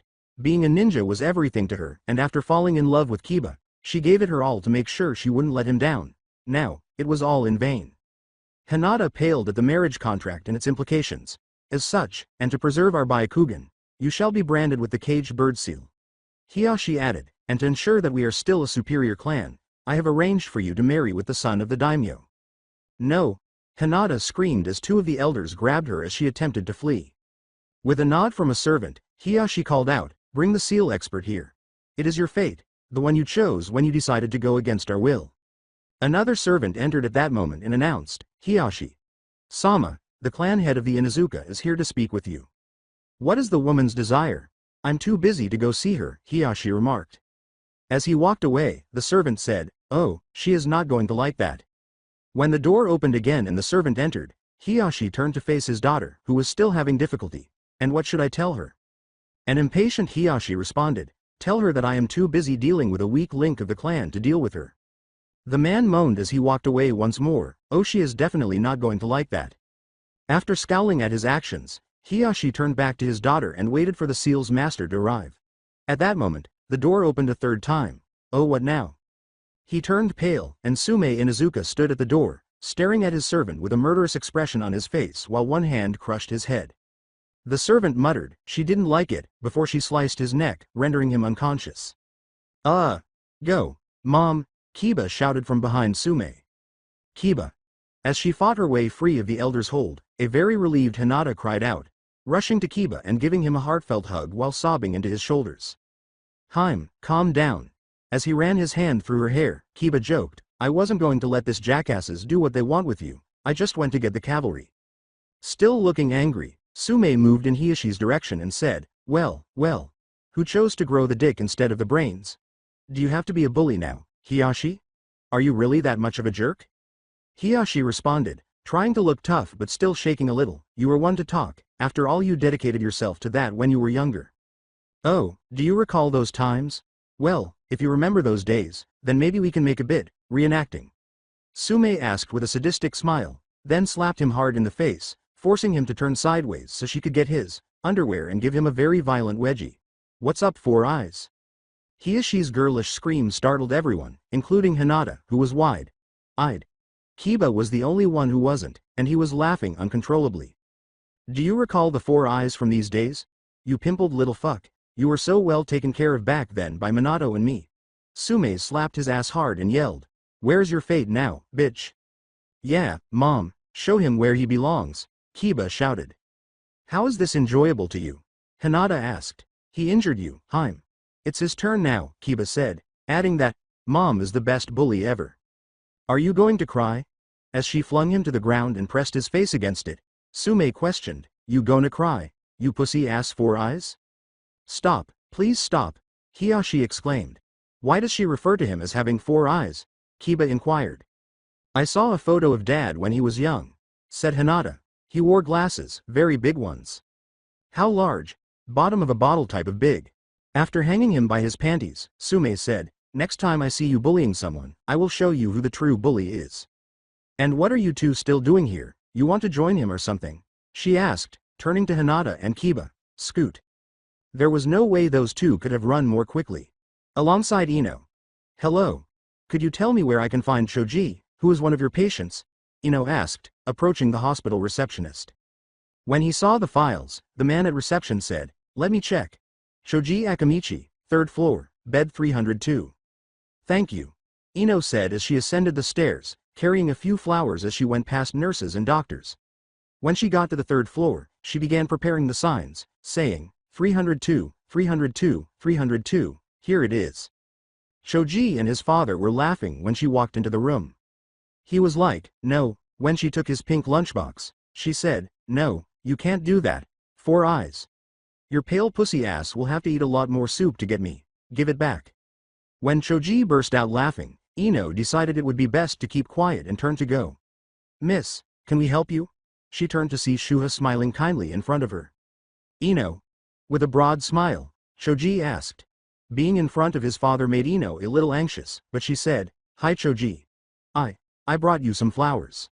When Choji saw the flowers, he exclaimed, Wow, those are really pretty. As Ino placed them in a jar with water, Shuha said, Indeed, you choose those? With a bit of help from my dad, Ino admitted. Well, I see that you and your father are having your moment, so I'll leave you two alone. Come on, don't mind little old me. I was telling Choji some stories of when I was a genin, Shuha remarked. Nonsense. Hey, you might want to listen to them. I have a few good ones. Oh, I don't wanna be a bother. Two? Come on, stay, Ino. He has some really good ones, Choji said, grinning.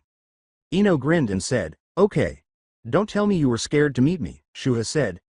I don't see what your problem was. Oh girl, the mother is the one you need to be careful of, not the father. The youngster is concerned about his father. In fact, Ino chuckled a little. I suppose there was no cause for alarm. Obviously not. I was describing to my son some of the instances in which Hiyashi was bullied by Sume and Minato. You mean that the Hyuga clan head was actually harassed by the Hokage and the head of the Inuzuka clan? A startled Ino inquired. I was taken aback, Choji said. Well, we were all young. After Shuha began sharing some of his stories, everyone on the floor burst out laughing. Alongside Shino. Shino remained emotionless as he sat in front of his father, neither of them spoke. Your victory gives you credit within the clan, Shibi said in a monotone. Congratulations on your victory. Shino responded impassively, Thank you. I promise to do better on the Chunin exam.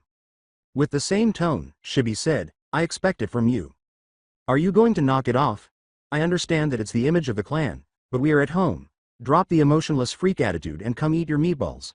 Shouted a dark-haired woman from the kitchen, causing both of them to perspire.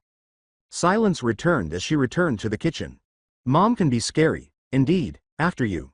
No, after you. I must insist, me as well. Guys, coming, Mom, honey, alongside the sand trio.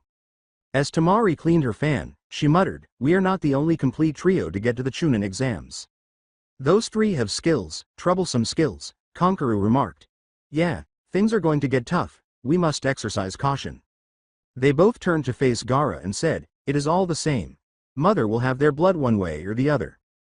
Tamari and Konkaru looked at their brother with a certain unease, knowing that nothing would ever stop him if he wasn't satisfied by the end of the invasion, and they hoped that everything went smoothly. Alongside Neji. After a long morning of training, Neji was heading home to rest before reviewing his knowledge of the opponents. What he saw astounded him.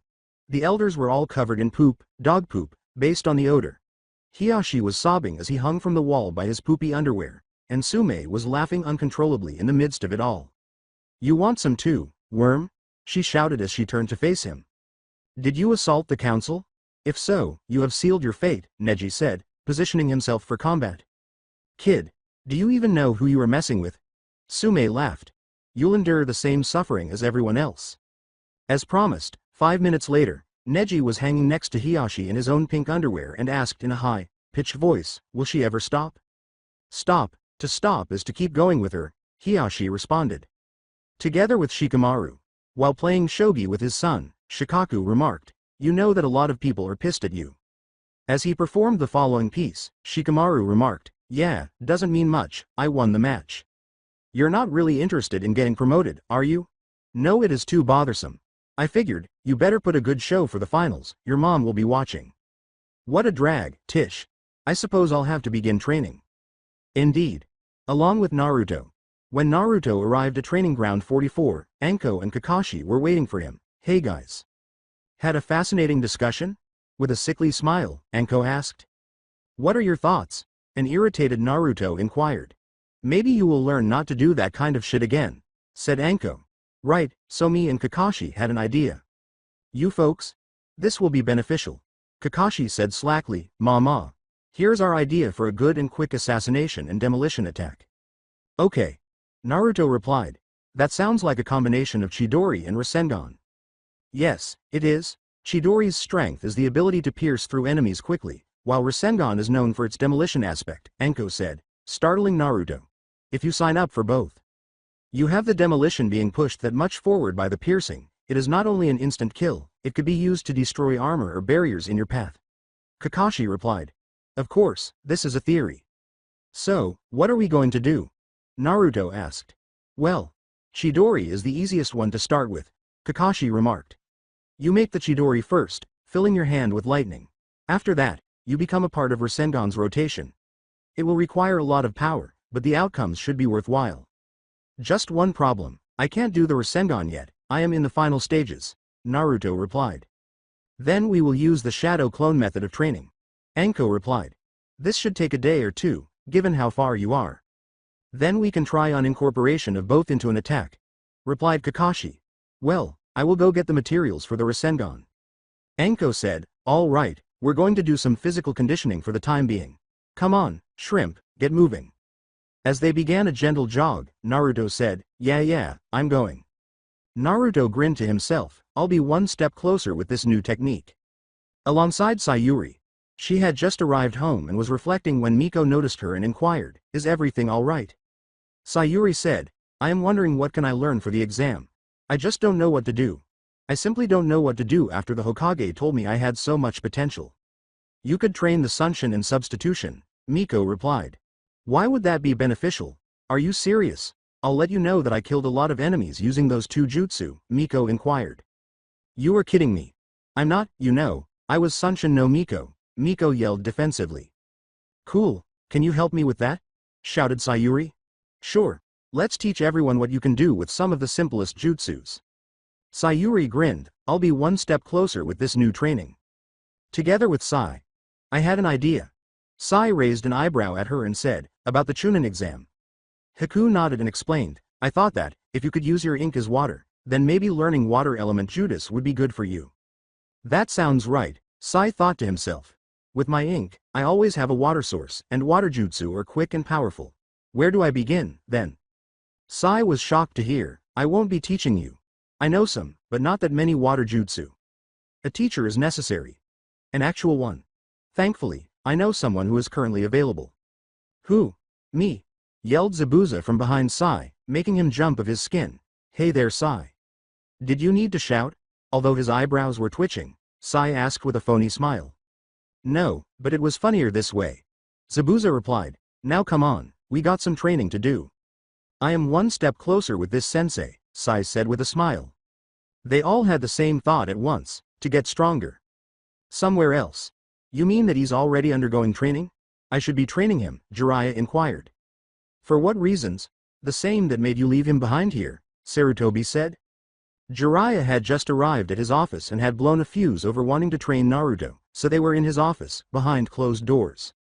You know the kind of things I do, so I was unable to bring him along on my travels. It wouldn't have helped to have a whimpering infant or a rowdy child, the king said. Try to sneak in somewhere while holding a crying child. While I understand your point, you have never visited him. Give me some time, I was gathering information for you, Jiraiya said. While he tossed one on top of the desk, Sarutobi remarked, I find it curious that you didn't have time for him in your so busy schedule, but you had time to write a few perverted books. So, you've read them. This is a little guilty pleasure, considering my age and the death of my wife, isn't it? Besides, as you can see around you, the book hasn't distracted me from my job, Sarutobi inquired. Okay, so I am not perfect either, but I am better than whoever you have teaching him. Sarutobi arched an eyebrow at this. And why is that? I can offer him what no one else can. The summoning contract for toads. Sarutobi retorted, he has 2 summoning contracts already. I can teach him the Rasengan. He is on the finishing stages. What? How? Okay, that's irrelevant. He can learn elemental jutsu from me. He is proficient in elemental jutsu and has won his way, so I have heard, of creating a Class A demolition and assassination technique. What the fuck have they done with the child? Jiraiya's mouth fell open. I still know more techniques and I am one of the strongest of the village. Now if you are done wasting my time, I suggest that you prepare yourself. Sarutobi remarked, being one of the strongest and being the ideal teacher is very different. The hot springs are not the only reason Orochimaru is here. Is he present? My spies said nothing about that, an incredulous Jiraiya questioned. So not only you are irresponsible, but you suck at what you do. You think it's so easy, you just sit on your ass and give orders, Jiraiya retorted angrily. Now hold on a minute. You wouldn't last a week, but I would like to see you as Hokage. After that, the two got into a very serious argument, which turned out to be less serious and more violent because they destroyed half of the place. Somewhere else. Is everything proceeding according to plan? According to Kabuto, yes sir, everything is in place. Frowning, Orochimaru said, excellent, but there's something I didn't anticipate. The Kyuubi brat has too much strength. Too strong, sir? He shouldn't cause any trouble. He is a nuisance. For a while, he was able to amuse me, but even I have to acknowledge that his skill is not particularly remarkable. He could have hurt me if he had been a little quicker. Why? He has 2 contracts for summons. One for those damn serpents, and another for foxes. In addition, he is highly skilled in ninjutsu and has a distinct elemental style. What should we do, then? Kabuto asked. At this time, I believe Gaara, the other Jinchuriki, is our best option. We'll be too busy to deal with him, and until I understand the foolish extent of his power, I don't trust anyone else. Excellent. I'll let Gaara know, said Kabuto.